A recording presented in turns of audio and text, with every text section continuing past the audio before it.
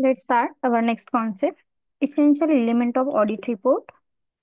In last video, we were discuss what is meant by audit report, right? And types of audit report.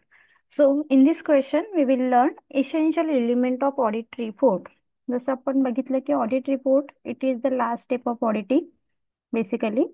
So auditor prepare final audit report and give a specific remark to the client company. कंपनीला ह्या रिपोर्टच्या through तो काय करत असतो तर कंपनीला एक remark देत असतो किंवा कंपनीबद्दलचं fair and true picture show करण्याचं काम ह्या ऑडिट रिपोर्टमध्ये केलं जातं. तर हा जो ऑडिट रिपोर्ट आहे हा प्रिपेअर करताना तो कशा फॉर्मॅटमध्ये असला पाहिजे, कोणते एलिमेंट्स कव्हर केले पाहिजे, त्या बेसवरती हा आपला आजचा क्वेश्चन आपण लर्न करणार आहोत. Essential element of audit report. So first, title. The audit report shall have a title that clearly indicate that the report of the independent auditor. लक्षात ठेवा, ऑडिटर हा बेसिकली कोण आहे तर इंडिपेंडंट ऑडिटर आहे आणि तो काय करतोय, रिपोर्ट प्रिपेअर करतोय.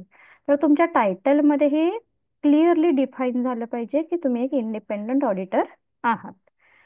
Second point is address. The auditor's report shall be addressed as appropriate based on circumstances of the engagement. तर तुम्ही कोणत्या कंपनीचं ऑडिटिंग करत आहात त्याचा ॲड्रेस किंवा जो ऑडिट रिपोर्ट आहे तो कोणकोणत्या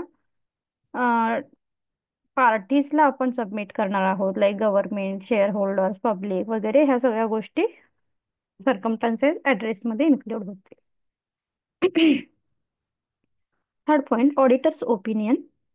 थर्ड मध्ये तुम्ही मेन्शन करताय ऑडिटर्स ओपिनियन. आता याच्यामध्ये काही सेक्शन केले जातात. ऑडिटर्स कशा पद्धतीने ओपिनियन देतो. So the first section of the report shall includes the auditor's opinion. The heading will be opinion. लक्षात ठेवा, आता इथे पहिल्या याच्यामध्ये तुम्ही टायटल दिलं, दुसऱ्या याच्यामध्ये तुम्ही ऍड्रेस हेडिंग दिलं, तिसऱ्या याच्यामध्ये तुम्ही ओपिनियन असं हेडिंग देताय आणि काही पॉइंट कव्हर अप करताय. So first, identify the entity who financial statement have been audited.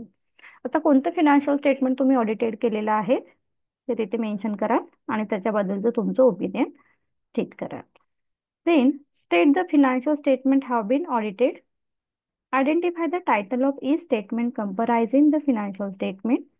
Refer to the note of the including summary and significant of accounting policy. Specify the date of audit period covered by each financial statement comprising the financial. Modify opinion shall be. जर काही opinion modify केलं असेल तर ते कसं असेल. In the case of fair presentation framework, in opinion accompanying financial statement present fairly in all the material aspect accordance with the applicable financial report framework. किंवा audit opinion accompanying financial statement give a true and fair view of the accordance with the applicable financial report framework. हे simply auditors opinion ह्या हेडिंगच्या under तुम्ही काय करताय, auditors give a opinion regarding financial statement and accounting policy. Financial statement and accounting पॉलिसीचा जो significant matter आहे त्याच्याशी related auditors opinion देईल. फोर्थ हेडिंग असणार आहे basis for a opinion.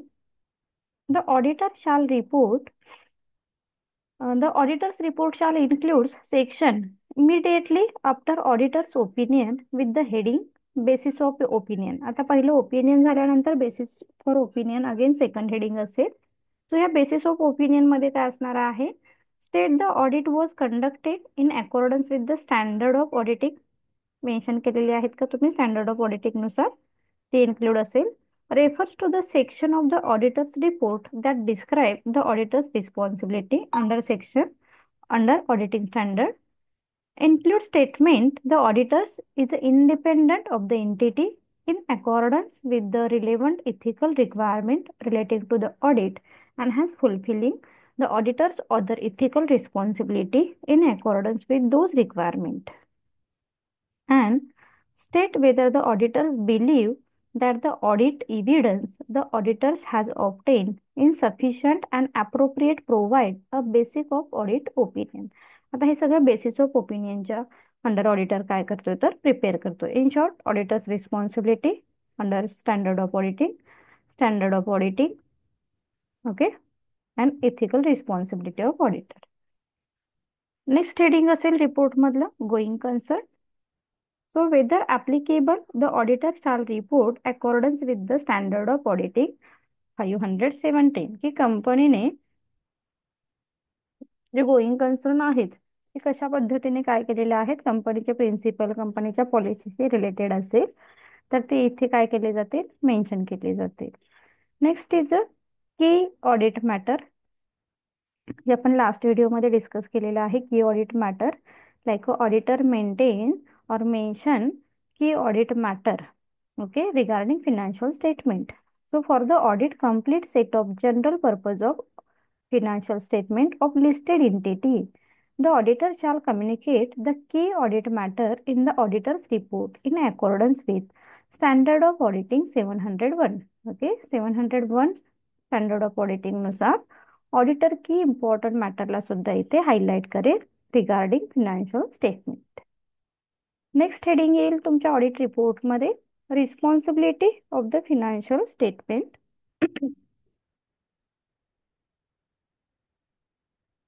The auditor's report shall include section with the heading responsibility of the management for the financial statement. This section shall describe management responsibility.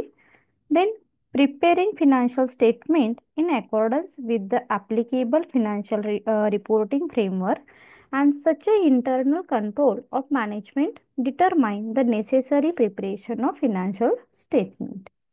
So financial statement तुम्हाला जे reveal करायचं आहे तर त्याच्याशी related तुमची internal control system कशी आहे, okay, because which is directly influence on our position and auditing process. That's why ह्या गोष्टी इथे फ्रेम केल्या जातील. Next, auditors responsibility for the audit of the financial statement. The auditor's report shall include a section with the heading Auditor's responsibility for the audit of a financial statement. It shall state the objective of the auditor.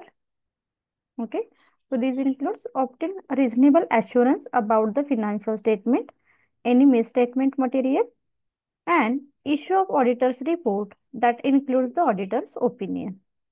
Then state the misstatement can arise from the fraud and error. So in short, ऑडिटरची responsibility काय असणार आहे हो, जे books of account तुम्ही check करताय हे proper मॅनरने check केलं पाहिजे.